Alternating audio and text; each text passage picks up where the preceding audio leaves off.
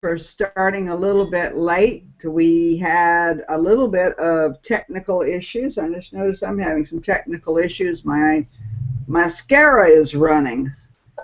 Hang on a minute. We will be running here. I've got so much technology right now. I've got my iPhone in front of me. I've got my iMac beside me in front of broadcasting this. And then I've got the iBook here so I can watch and see what actually gets put out there for you, because I found out the other day the hard way that sometimes what I see here on my screen is not what you see on your screen, and that really doesn't make me very happy. So anyway, to start one more time, this is a Gathering of Priestesses. This is our 54th show. And we're so delighted that you could be here. What I'd really like for you to do is you'll notice over on the side of your screen there is a place that has messages, and you can put in chat. And I'd really appreciate it if you would let us know who's here. Just say, hi, this is Joni from Oshkosh, Wisconsin, or wherever you're from. And we'll know that you're with us and that you're listening and that you know we're here. We have with us this evening Miss Sandra Corcoran from Boston, Massachusetts, where I understand they still have snow in what they refer to as the Snow Mountain, and it is still melting at slowly, ever so slowly. And as my co-host this evening, we have Indigo Rønlov, who is from the Zahra Foundation out of Eugene, Oregon. And thank you so much for putting up with the technical issues tonight so that you could get online. I apologize if it was any part of it was my fault. And I remind you that Mercury is still retrograde for at least another 2 days. If you know, as I said, I'm not paranoid. It's just Mercury is retrograde. What can I say? So we've got some people who are signing in. We've got Judy from Phoenix, and Kitty, and Carol from Framingham, Massachusetts. I think that's probably one of yours, Sandra. And Stacia from Albuquerque, New Mexico. Laura Lee from and Paul from Massachusetts. Welcome, Paul. Glad to have you here. William from Las Vegas, the Vegas Vortex. And Christina Ellis. Thank you, Christina. I really appreciate your presence. She's here from West Michigan. You know, I've never quite understood what West Michigan means. Does that mean the Upper Peninsula? Let me know, because I'm a geography freak, and I have to know where things are. I have a map inside my head, and I get confused. And let's see, we've got Reese here from California. She's going to be on the show next month. And let's see, we've got a few others that are coming in. I can see that they're still signing in. I really appreciate your being here, because you do make it live. And one of the things we love about being live is sometimes we are treading right on the edge of technology. As my husband used to say, he said he can't figure out why it is that I love being on the bleeding edge of technology. So, however, I happen to be, as far as I know, one of the first people in Seattle, Washington, who had a 64 megabyte hard drive back in the 80s, whenever nobody could figure out why anybody would ever want to have something that big. So anyway, this is something I've been doing for many, many years, and I love doing it. And I've been doing the Gathering of Priestesses now for a year, and I love doing this. I love meeting you all. And I want to thank you for being present. And Miss Sandra Corcoran, you want to call Miss, or your doctor? I'm sorry, I apologize if I didn't miss that. It's fine. Miss. Okay. Sandra actually is much better. Okay. Oh, we've got Mick from Orange County just signed in as well. So anybody coming in, please sign in. If you have questions, comments, please put them into the comment section over there. If there are questions, if you will mark them as a question, there's a little button down there for you to mark them as a question. We'll make sure that we come back and catch those either now or later on whenever we're done talking. And so, Indigo, thank you so much for being and filling in as a co-host. Raven is out listening to the bishop give blessings to the Pride blessing at her Episcopal church, which is a really big deal. So she'll be happy to tell you about it. But Sandra, if you would like to ask you the question that I ask all people who are on this show, and I don't really care what your answer is. All right. Brought you onto the path of the priestess. Well, that starts out as a rather sad story, but it opens up to having changed my life in really wonderful ways. When I was a young mom, my first daughter passed away, and a number of different Native American women came forward and said that they were there to teach me. One of those women was Oceana Fast Wolf, who is still alive but is failing very badly at this point. And she brought me down a path called the Sisters of the Violet Flame.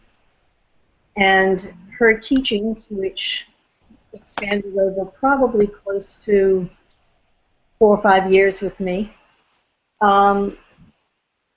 took me through not only the Native American traditional way of looking at nature and the world and the energy of all of that, but also put my feet to the path of the goddess, which I believe is sorely lacking right now in the world. Mm-hmm. It's not that men aren't interested in finding balance within themselves, but there's been so many years of chaos around male-dominated societies, particularly white male-dominated societies, that there needs to be some balance restored. So part of my belief and part of my hope is that as I start to instruct other women in the path, in various ways of coming to the path, because there's no one way, as both you and Indigo know, that there can be more of a balance and more of a sharing. Some of the people that are coming in from Massachusetts, like Laurie and Carol and Laura Lee and Paul, they all too walk the path in their way, in similar ways to me and in different ways from me. But I would think that many of the other people on your roster tonight are the same thing. We're all a community, and it doesn't matter how you celebrate the great goddess. There has to be balance to that with the God within, and I think we're all capable of that. Yeah, I always was, I was very deeply involved with the women feminist movement back in the 80s and the early 90s. And I was always bothered by the fact that there was a lot of male bashing that went on.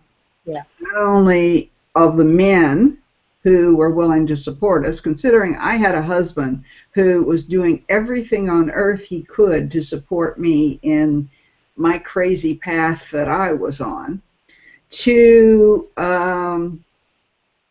the men who would show up at our events, the men who were, and just the men in general, whether they were white, black, green, yellow, whatever color they were. Right. And then also there was a lot of, I would say, isolation of the male gods. Yes. And as Indigo knows, I've been studying with Nikki Scully since 1985. By the way, I also studied with Oceana way back then. And when you study with Nikki, you're studying with the Thoth and Anubis, and you're working with not just the female side of the pantheon, but the male side of the pantheon. And the question is, each one of them has something that they bring to us, and they have the opportunity we have the opportunity to learn from both sides. And so it's, it's been interesting to me how we've kind of come around in some ways, and in some ways we haven't. But I do want to welcome the males that are here, and I want to welcome those who also are just finding. I had someone come who put a comment on the Gathering of Priestesses today, and she says, I don't really know what shamanism is, but it sounds like something I would be interested in. And so, you know, we're basically creating, and I think, and I believe, we're creating a new path. How do you feel about that? Well, I don't think shamanism is exclusive to men or women. I agree with you. There's a new path to be formed through the concepts of shamanism. I think one of the wonderful things about indigenous cultures is that each society, whether it's the men's society or the women's society, has their role in the community. And I think we're moving more and more towards community. I think community is going to be a must as we move forward. And we're going to both need what the women offer and what the men offer. In my quite a few teachings with quite a few different native teachers, indigenous wisdom keepers, one of the things that first struck me when I was brought into the fold, and I can remember a very particular night when this happened, I was sitting around the fire with the women, and the men were all at another fire. And they were talking and joking and posturing. And I kind of, in my little white bread girl world, felt, well, why aren't we included? And one of the women stopped me, one of the elders, and she said, Sandy, it's not about exclusivity. It's not them and us. We have our role. They have their role. We both know our role. And when we come together, we make family and love and community. And that's what it's all about when we try and find that structure in ourselves, that divine feminine and that divine masculine in ourselves, so that we can bring the best of ourselves to our community of men and women. So my short answer is yes, I believe in that. My longer answer is what I just shared with you. Well, thank you so much. By the way, Indigo, I want you to understand that basically when you have something to say, just step in and say it. Because if you wait for a moment to pause, it will never happen. We will I keep realize talking. that, and I love listening to the two of you, so I can sit here and revel in your beauty and wisdom. So yes, I will say. Your job as co-host is to keep me on track. So whenever I totally forget what I'm talking about, you're totally empowered to get us back on track. Okay? So Okay, or to say whatever you need to say, or to bring up anything that you need to bring up. So thank you so much for being here. Oh, my pleasure. So Sandra, whenever you first began, you said that you lost a daughter, which is an incredible tragedy. I presume she was very young at the time, as were you. Yes. I was in my early 30s. She was just 16 months old. Oh.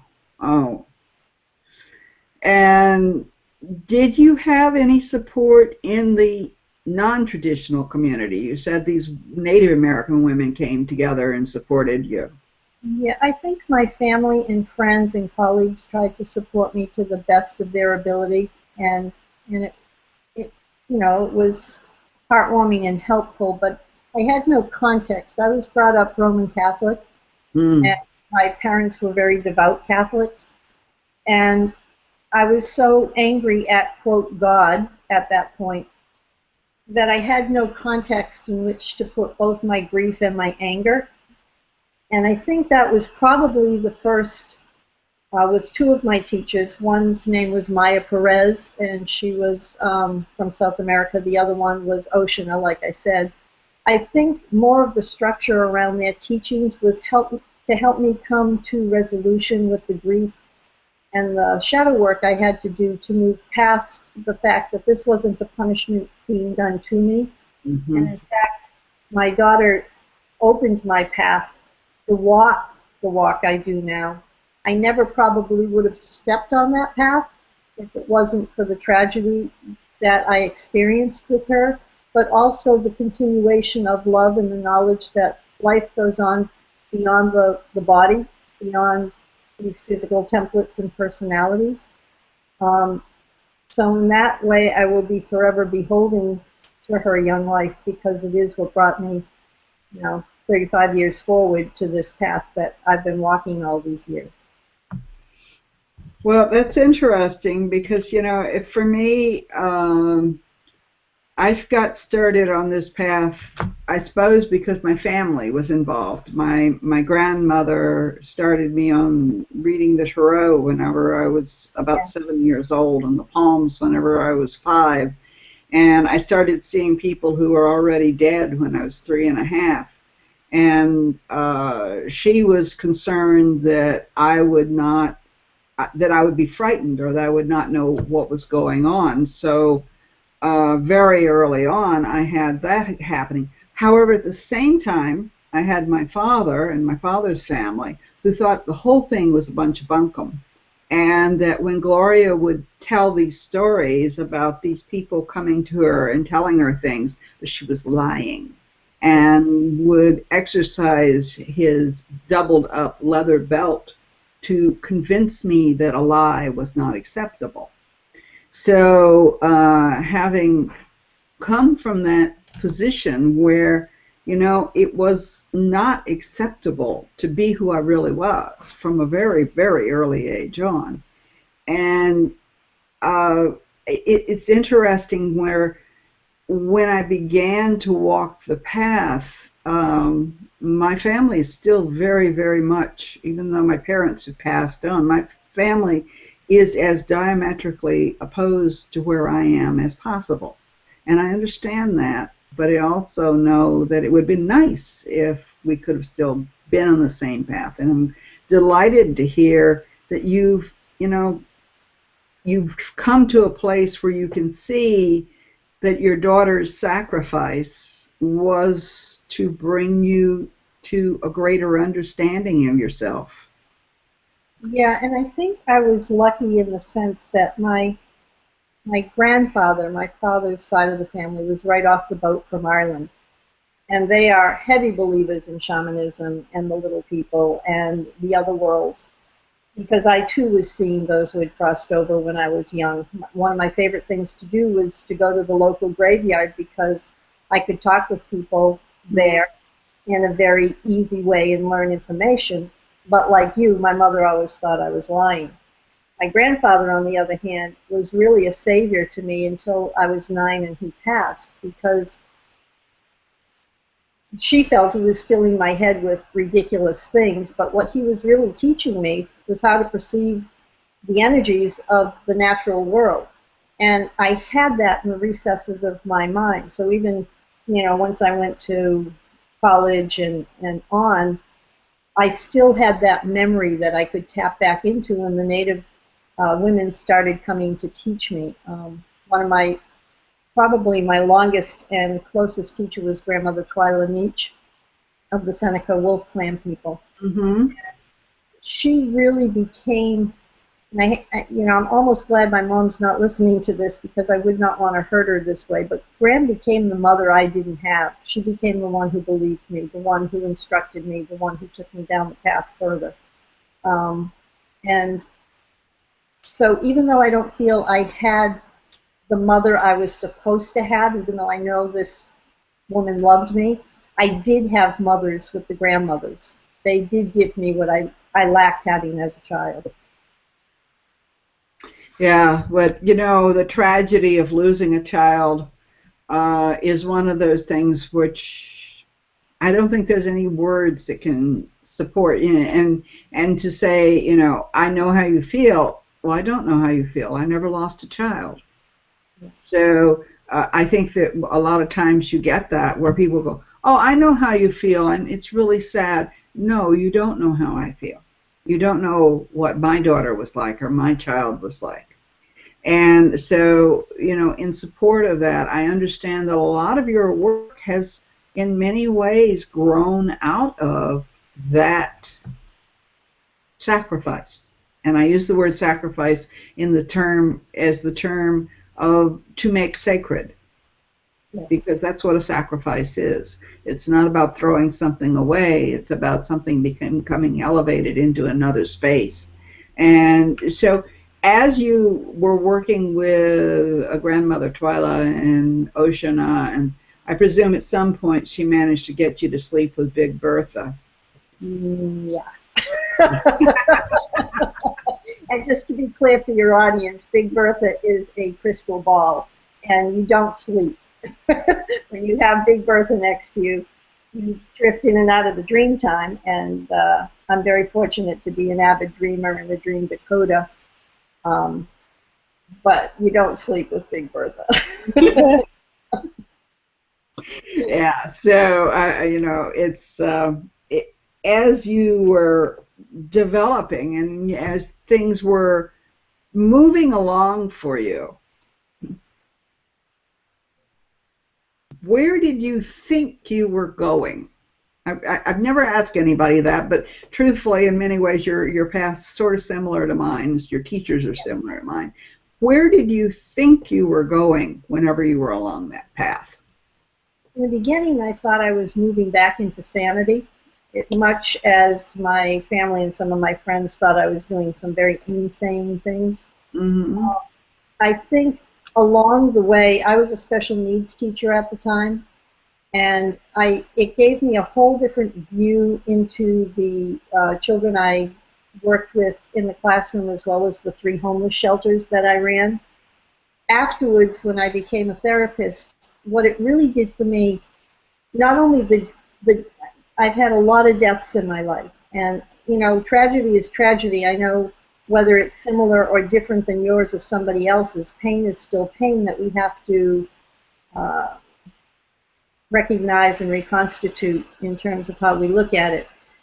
But I think the native teachings, both in North and Central and South America, the wisdom teachings on the medicine wheel, the goddess teachings, the different indigenous and cultural backgrounds, because I'm a geography and history nut too, so I really like different cultures and what they have to teach and how similar they are when you all get to the core of them. But I think all of those made me a much better therapist, because I could get to a point where I could feel and see and hear what people were saying to me beyond their words and their actions and their deeds. And that actually became much more of the path than just a goddess path or a wisdom path or a Native American path or a therapist or a mother or a teacher or a workshop facilitator. It became, I think, for me, the ability to open my heart to infinite possibilities and infinite differences in people and make room for that, not judge that, not criticize that. So in the beginning on the path, I didn't know where it was going to go other than to bring me more of a sense of peace. But in retrospect, as I look back, and you know, hindsight is 20/20, I think it has actually allowed me to help many other people who have come to me with tragedies and not know what to do with that. I think that's wonderful. Now, as you've moved along, obviously you've had other teachers, you've had other experiences. When did you think, I mean, you were already a teacher, you're qualified as a teacher, but when did you think, I am no longer a student, it's time for me to step it up and to become the teacher? When I showed up at Grandfather's one weekend and she said, I'm not feeling well, there's people in the living room, go teach them what I've been teaching you. And I was like, oh dear God. And she left the room, and I taught the small group that was in her living room, and at that point I knew it. You know, I wasn't just repeating something. It wasn't a weekend workshop. It wasn't in a book I read. It was part of my cellular structure. And I don't know if I would have done that if she hadn't have kind of drop-kicked me into her living room that morning. Sometimes that's the best way. I agree. So, and sometimes despite our lack of confidence in ourselves, somebody else sees it and pushes us forward. So. No, it's interesting because, you know, a lot of times we want to hang out in that space of, I'm not ready yet. Yeah. I've talked to people who, I'm not ready yet. I'm not ready to write my book yet. I'm not ready to teach my class yet. I need to go and do some more research. I need to go and do some more study. And You know, there's an infinite amount of study you can do. I mean, I never stop studying. This last week I was studying something about Mongolia, which I'd never heard, you know, before, some of the information around the myths of Mongolia. And at the same time, I was studying some of the stuff around the Ojibwe up in northern Minnesota. And what I noticed was a real similarity between their myths. And I mean, to the point where the words were almost the same. And I'm sorry, I didn't mean to interrupt you. I was just gonna add to that the Hopi word for sun is the Tibetan word for moon, and the Tibetan word for moon is the Hopi word for sun. So I think at the core of pretty much all these shamanic teachings, despite the distance and the time frames, there is a kernel that is central to everybody's basic belief system.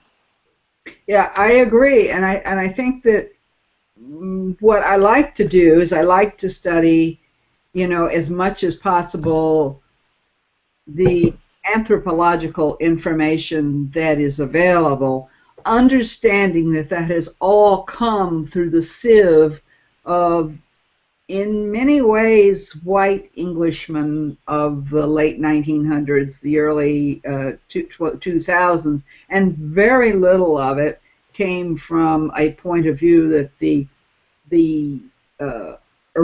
native who is being studied was smarter than the person who was doing the studying. And unfortunately, I think a lot of our history, even down to our most recent wars, are based on the people who win. But in the native traditions, because most of them, I mean, you know this, most of them were oral traditions, that's how they pass their teachings, even to people like me and other people I know that are on your calling list tonight who have studied with different shamanic teachers.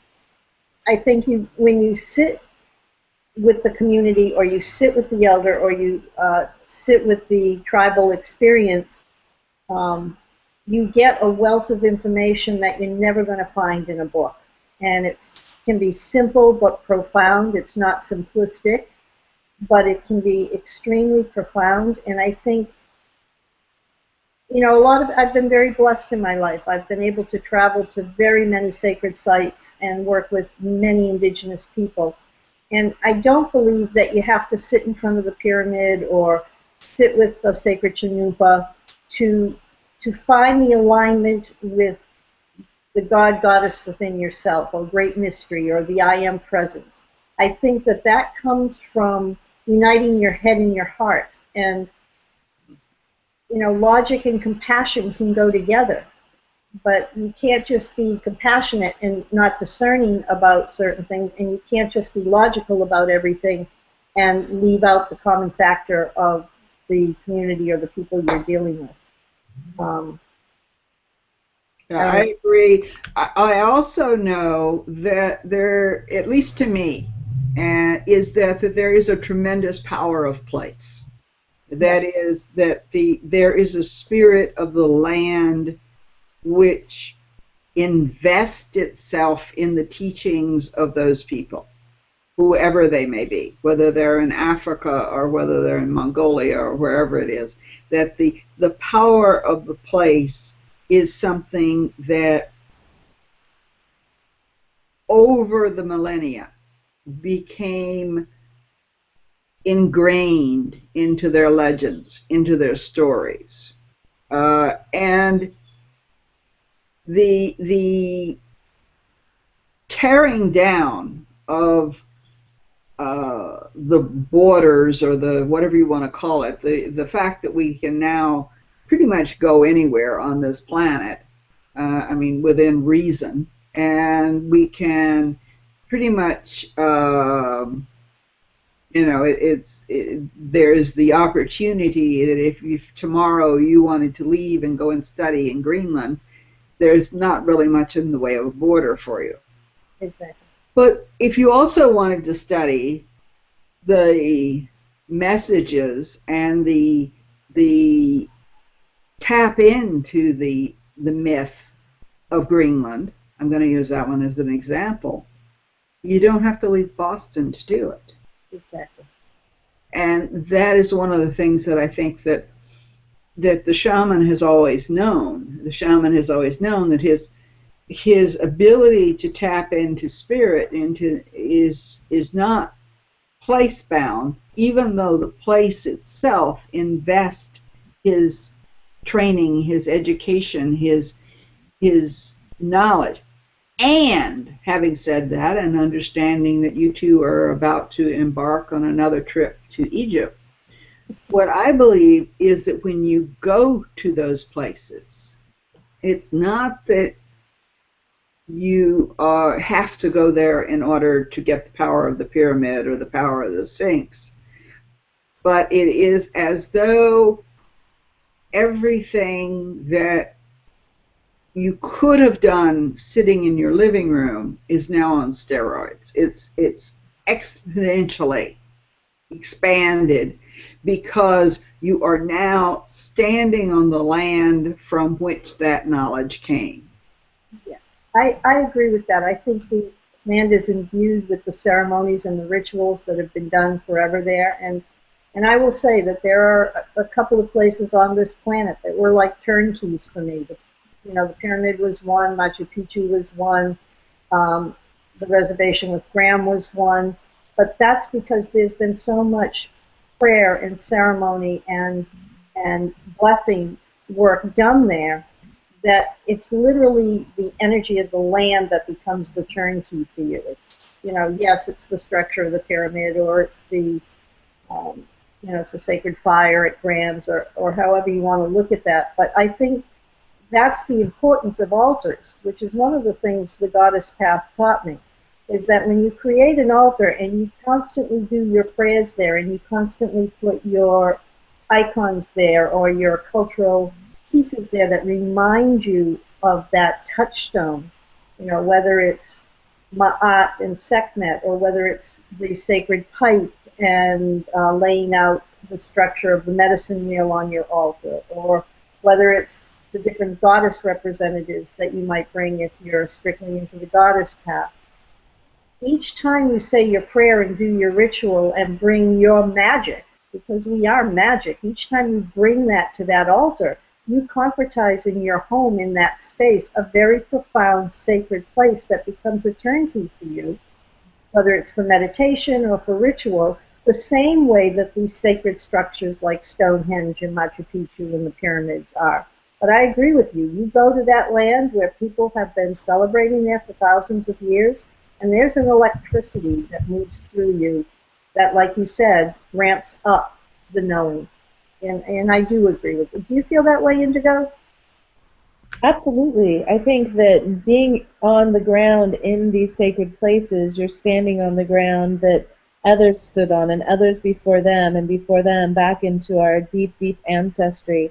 I think that today we have this beautiful technology and books and libraries filled with wisdom that can touch us into the deepest depths of history and of our imaginations. And when we can take that and bring it to Machu Picchu or bring it to Philae and walk on the ground with Isis herself, that it inspires those aspects of us and it helps us feel the divinity that we are. Rather than looking for it outside of us, we begin to act from our higher selves and to make choices from our higher selves. And yeah, you don't need to go to these sacred places to do that.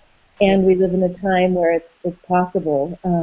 So it's like a power-up. It just, it's quite amazing. And sitting on my couch in my living room, I can close my eyes and I can go into those places. The shamans of time long gone didn't have this kind of technology and the world of wisdom at their fingertips, right? So their worlds were based on the plants and the stones and the way the wind was blowing through the trees in that moment, whereas today we can access pretty much anything. For those of us who have that ability, which is pretty much anyone with one of these computers here. It's pretty amazing. Yeah, I think wherever your feet are on the planet is a holy sacred place. but it's not just that, it's what you bring to that holy sacred place of your holy sacred self. And you know, in that kind of Buddhist tradition, it's all in the now, it's all in you, it's all possible because we really are outside of time and space.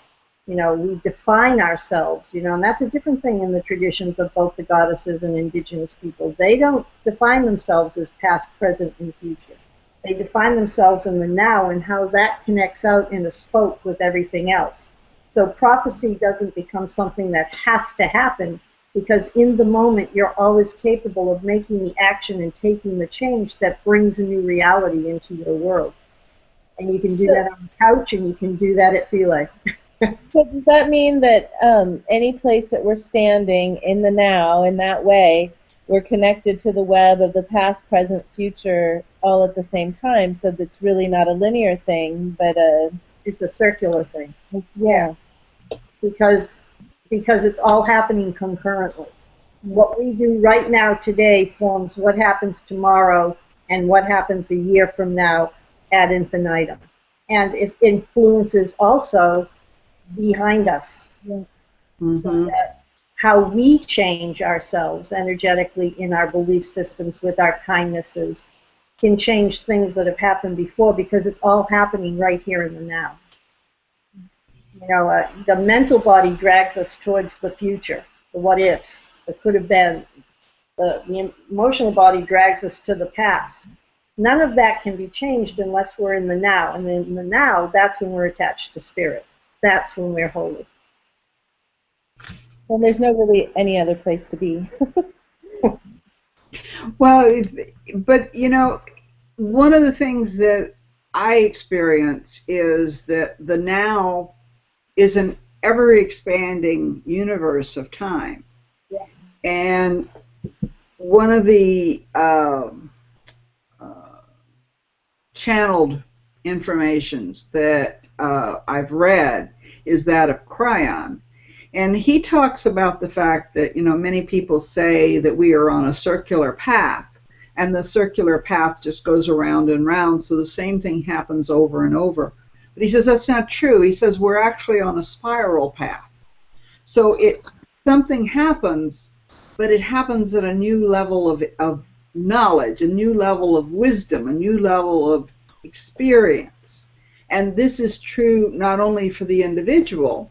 I mean, the idea that, we hopefully will make our decisions today based on those things which we have experienced in the past, our failures, our successes, and make our moving forward better decisions. But we will also, but in many ways we will experience, it's like, oh, I've been here before. I remember this place. I didn't like it the last time. I don't think I like it this time. Well, let's get out of here. Or, oh, I remember this place. It's really cool. Maybe I'll hang out here a little bit. So, but it's as we move through that spiral path and move through that helix, we can heal up and down. I mean, one of the things that Nikki's done a lot of is working with healing the DNA, healing back into the past, healing for our ancestors, I would say, more than, I mean, it's not like we're going to heal, the ancestor who's lying, the body is moldering in the grave, but hopefully moving forward, that spirit will have the opportunity to come back at a higher vibration and to be able to actually, make a difference in a more positive way. I mean, there's so many opportunities to change the way we think about things, and I totally believe that we can change in a moment. Yes. It doesn't take 20 years.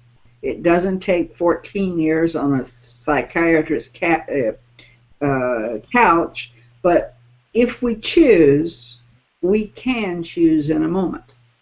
Yeah, and I think that's what quantum healing is all about. If you look at it in a bigger context, if we all come from the one, or great mystery, or the absolute, or the I am presence, or God or goddess, whatever you want to label that. At some point it's all semantics. We are our own unique droplet of divinity in these templates, in these personalities, right now, here, today. But how we take the actions to live today becomes the expression of our life having been here, and what we take back to the one or the whole as our gift for being in corporal human form. So if time is not existent as we know it, then every time we work around that spiral that you're talking about, that kind of Fibonacci spin that you hear people talking about with the Merkaba or with planetary configurations, what we're doing is moving faster and faster, like Terence McKenna was talking about, coming back to the same point, but coming at it from a higher place where we can shift in that second, in that knowledge, in that compassion, in that empathy, the forgiveness for the self for how we lingered so long to get there. And in that moment, we rise not only ourselves, but everybody else, because we're part of the one. So everybody, as they step up on the path, is doing it for everybody else. Does that make sense? Stacia wants to know, how do we heal our DNA ancestry and invoke these spirits, unless I am not understanding this topic fully. Stacia, if you want to expand on that, we would appreciate it. If I understand her question, I think she's asking that possibly in the ancestry that she's come from, there are certain wounds, and she wants to know how to heal that so she doesn't carry those wounds forward as part of her lineage. And I would say the three biggest things are compassion for the self, forgiveness for other, and then making a concerted effort to do it a different way. I don't know if I answered her question, but... Well, Stacia, whenever you hear the answer to your question, please, there is about a 30 to 60 second lag between what we're talking about and what they hear. So some of the questions, they come up, they're a little bit behind us. And so I just want you to know that.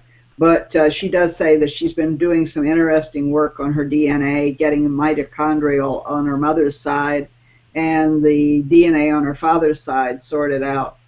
But, I do believe that just as we are not the slave of our DNA, right, we are not the victim of our DNA either. No, we are not.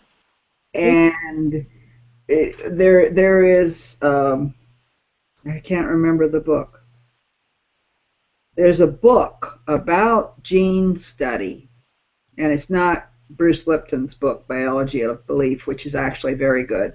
But this is one, Genomics, I believe it is, where they talk about the fact that genes are very much, they are what you're born with, the environment that you are involved with, and what you think about the environment, what you think about what you're born with. And what they're discovering is that what you think is what turns the genes on and off. So if you can change the way you think about something, which goes back to my comment of possibly forgiveness or moving past your family lineage, if everybody in your family, say, is alcoholics, you have free will not to become an alcoholic.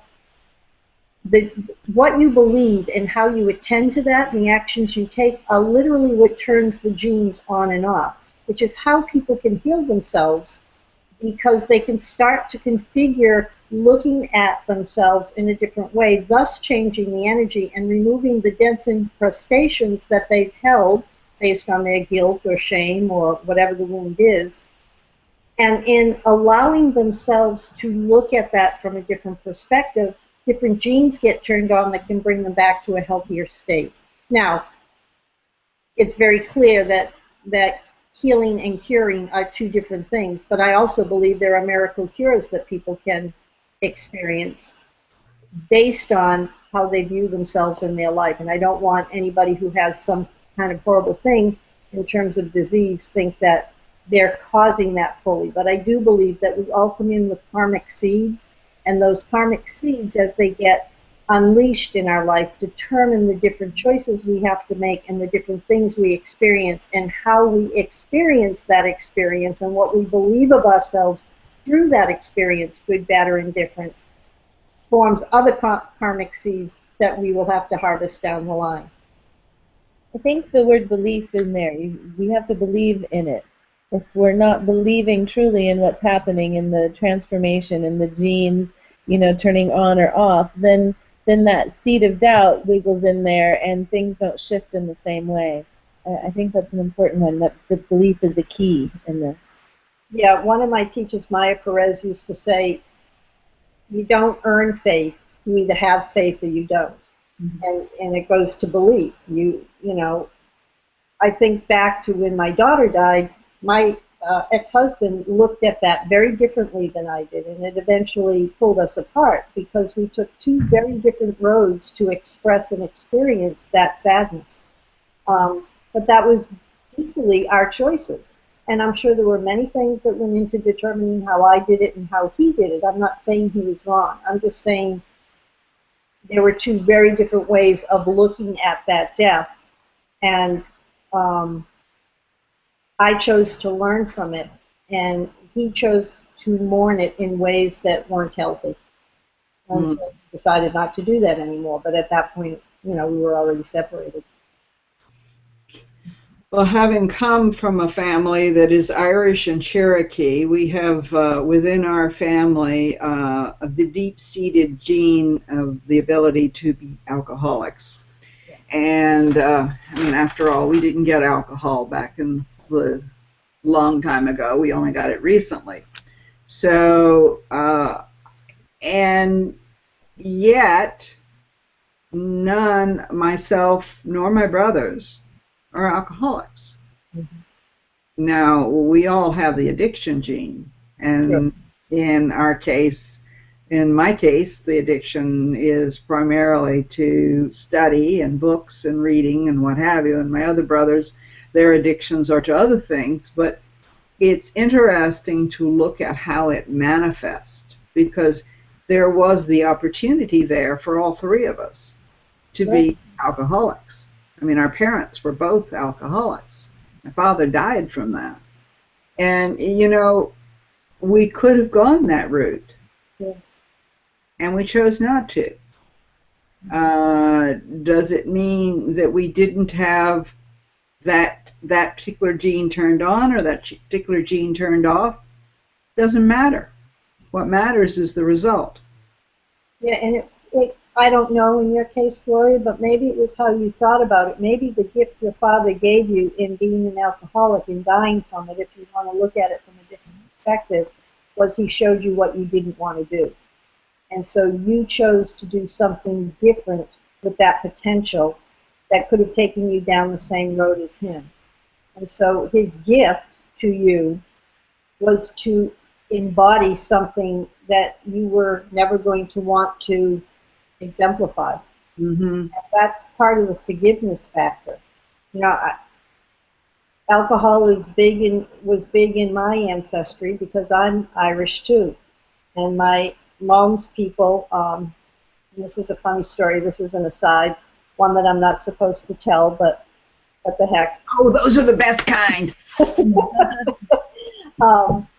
On my mother's side of the family, we have a lot of different tin types. And in the old days, the tin types were the pictures that they take, generally at weddings or at deaths.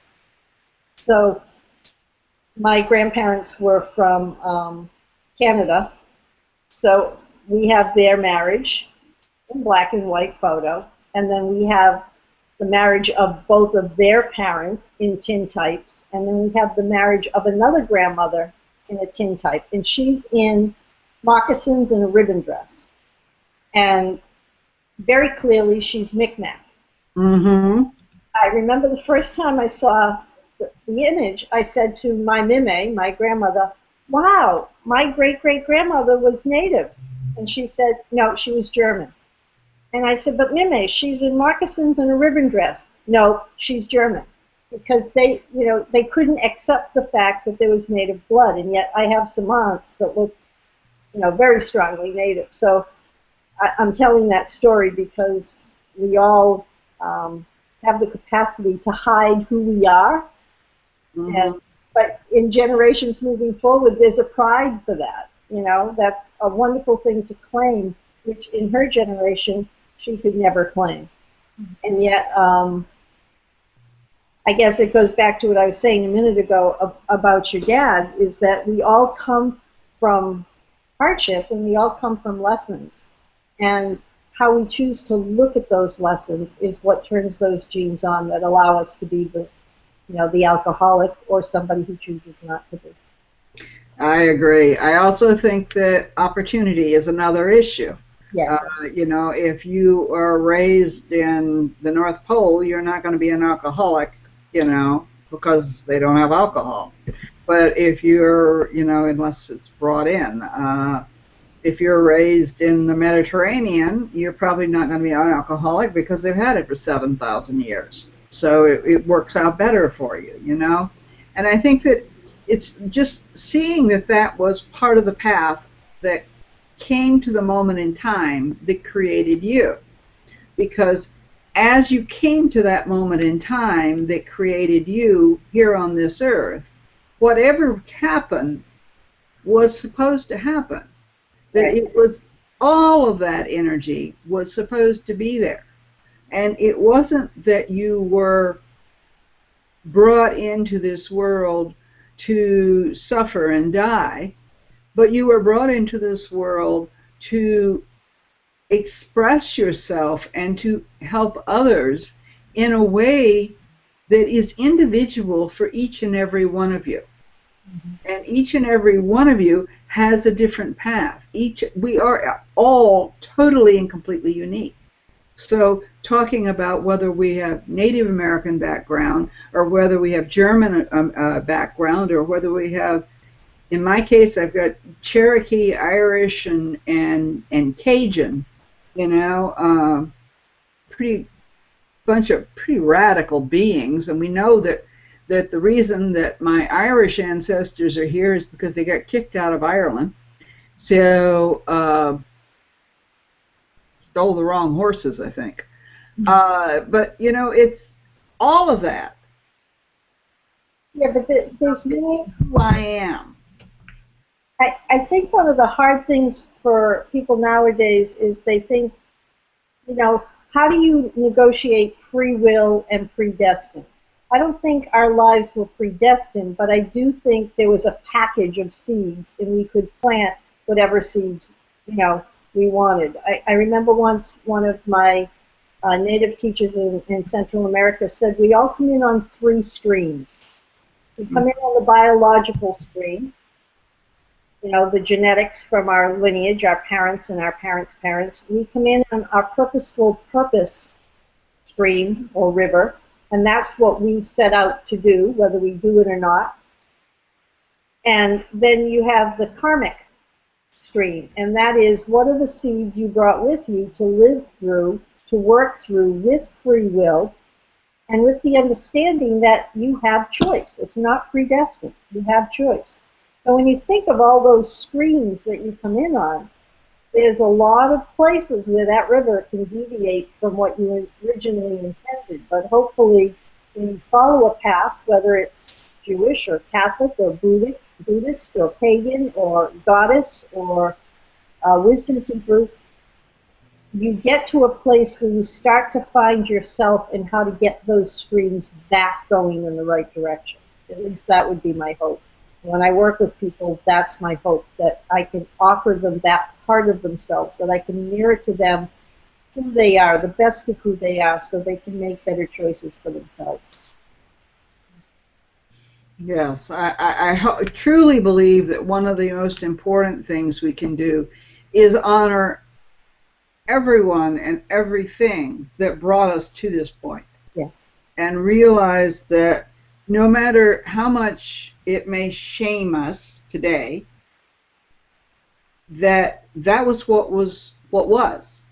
It's denying what was that causes us pain. If your ancestors were slaves, then they were slaves. Honor it and realize that that was part of your path. If your ancestors owned slaves, honor it and recognize that as well. You know, you can make what's the word? Not retribution. Where you pay back for the sins of someone before you. Reconciliation. Reconciliation, which is probably totally appropriate, and most of us probably need to do that one. But to go, oh, woe is me, my ancestors were slave owners, or my ancestors were Native American, or my, you know, whatever, we basically denigrate the values, the gifts, if you want to use those words, that they brought us. Right. Because it was by going through that experience that they had the opportunity to contribute to our existence. And whether, I mean, this is one that I've had to deal with occasionally, is what do you do if you're a child of rape?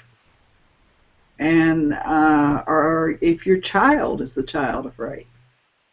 How do you deal with that in your personal life? And you know, it's like, well, you can choose to be a victim, or you can choose to realize that that was what moment brought that seed together with that egg to make the wonderful being that is you, even if it wasn't necessarily the best way you could have been conceived. And I think that's, you know, say the prayers for the rapist as well as for the person who was raped. Well, you know, that's a hard place as well to negotiate, because I've never been raped, and that is something I wouldn't wish on anybody. But I know one of the prayers in the women's circle when we do moon ceremony, which is the tradition I was taught, the final prayer is always, when you put the tobacco into the fire, this is for the victims, and this is for the victimizers. Mm-hmm. And you have to bring balance to that equation without judgment or criticism or even thinking you have a better way of doing it, but you're just putting out to the universe to bring balance back to a situation that can be heinous sometimes, whether it's, you know, whether it's rape or genocide or so many other things we see rampantly on the earth right now. There's a lot that needs to be brought back into balance.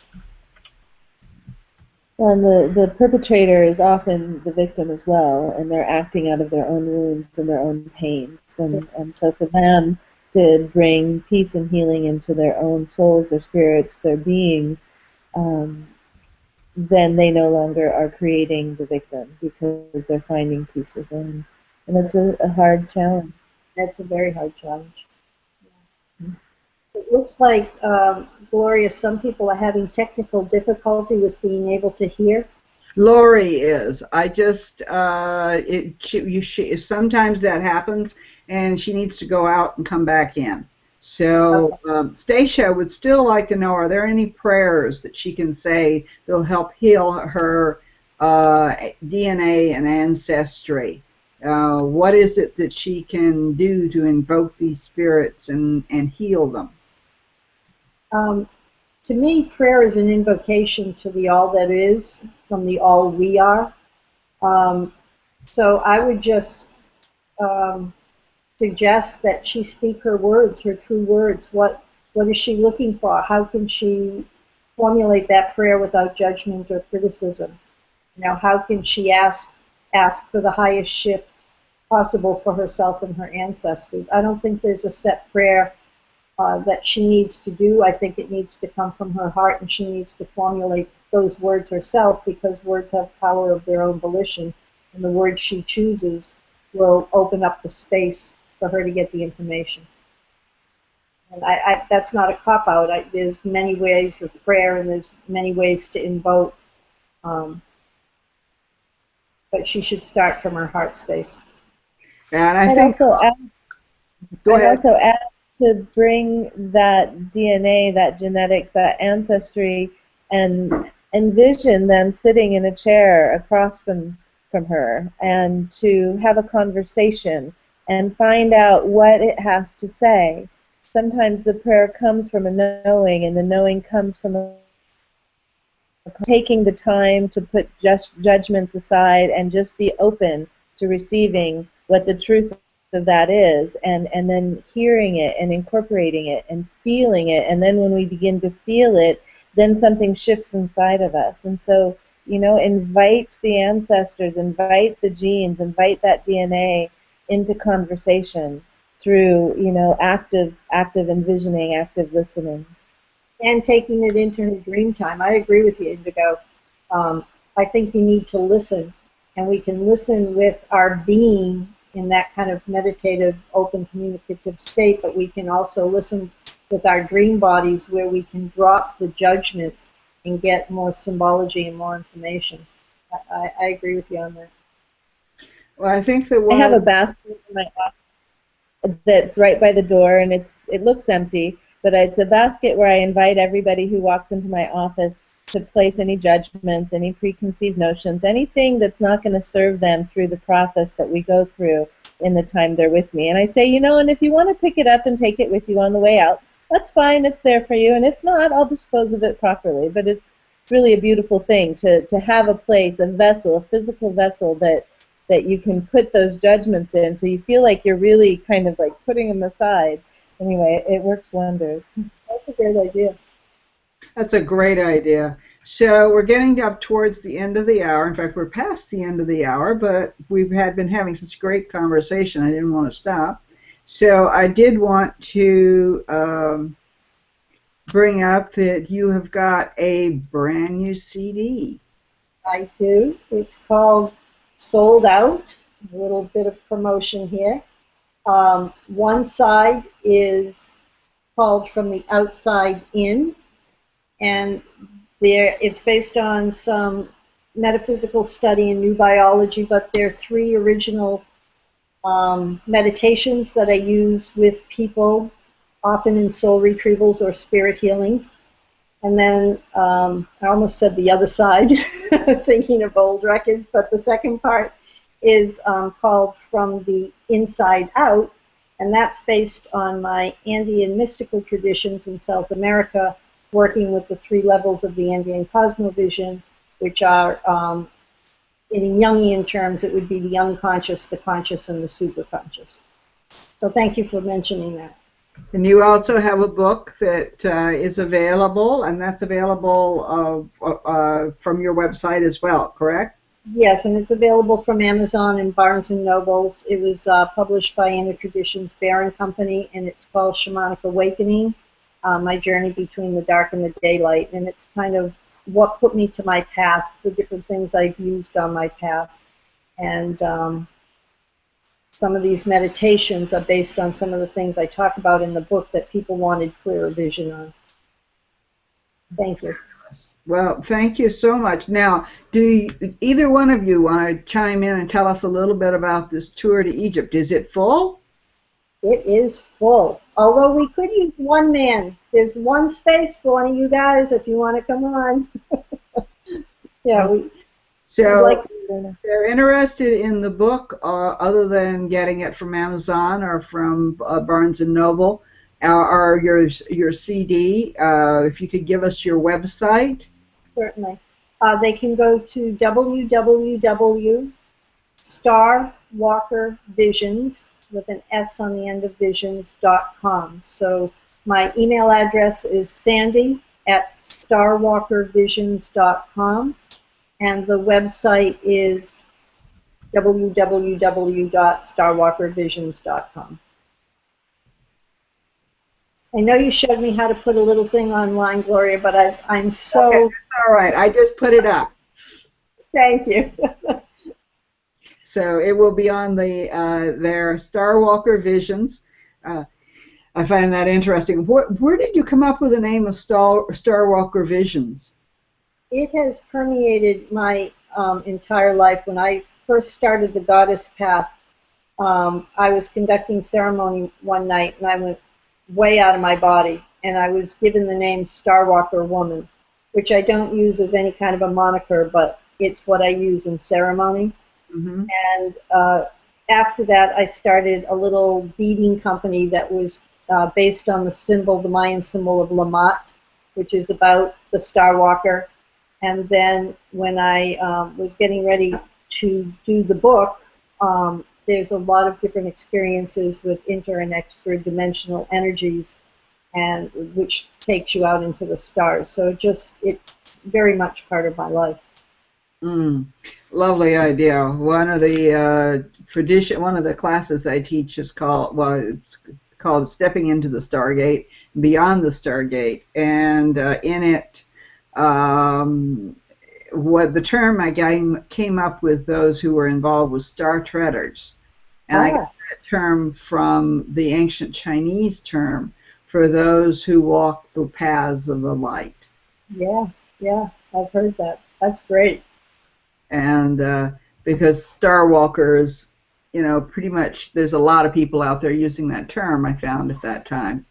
And it's interesting, but I love the idea of it because, as a shaman, I think we do walk the path of light. We do also walk between the day and the night and between here and there. And sometimes our path is not clear. Like the time whenever you're walking between day and night, it's not necessarily bright and shiny and easy to see where you're going. Yeah, that's very true. And it's good to have guides like Sandra and like Indigo and like myself in order to help you along the way. So I really want to encourage you, if you're listening to this, to realize that total, the three of us have probably got over 100 years of study in this subject. So it sounds like we're talking over your heads. We apologize, but we've been doing this a long time, and that's only in this lifetime. So, we have many, many different opportunities for you. And I want to thank you both for being here tonight. Sandra, I know that we're way up past your bedtime. The semblance of your bedtime. I guarantee you won't be able to sleep for at least an hour. I know that. But thank you to Gloria for this opportunity. It's been delightful, and Indigo is a true sister, and I love seeing your face across the miles. Yeah, so I really appreciate your being here, and I do want to check because I am totally brain dead as to who is going to be on next week before I open my mouth and say something. It's such a lovely thing of getting old. It's only 7 your time. It has nothing to do with the time of night. It has a lot to do with with the fact that I can only keep so much of my brain at any one time these days. And so let me just make sure that I've got it right. Christine Castiglione. So we should be able to get some good feedback from the Mediterranean there, with a name like Castiglione. I have never met her, so it'll be really interesting to have an opportunity to have a new meeting. We also have a new special edition that is June 27th, and I want to recommend everybody show up. It is Kathy Jones, and it's going to be at 11 o'clock Pacific time on the West Coast, so 2 o'clock on the East Coast. But Kathy is in Gloucestershire, England, and she does the Goddess Conference there every year. Okay. Glastonbury. I had the, see? What can I say? Age eats all nouns. And so, but she's really, really a remarkable priestess of Avalon, and just, you do not want to miss this. So I hope you'll be on live and be able to ask her questions. And then Christine will be on next week, and we look forward to having you back to hear what she has to say. Of course, this is available on YouTube, so those of you who are watching it later on in the replay, please know that we love you too, and give us your comments and let us know what you thought of it. And let us know what it is. And we invite you to join a gathering of priestesses on Facebook. It is a private group, and I will check you out before I put you on there. No trolls allowed. So, but for tonight, thank you so much for being here, and we look forward to seeing you again soon. And so, for now, blessings and good night.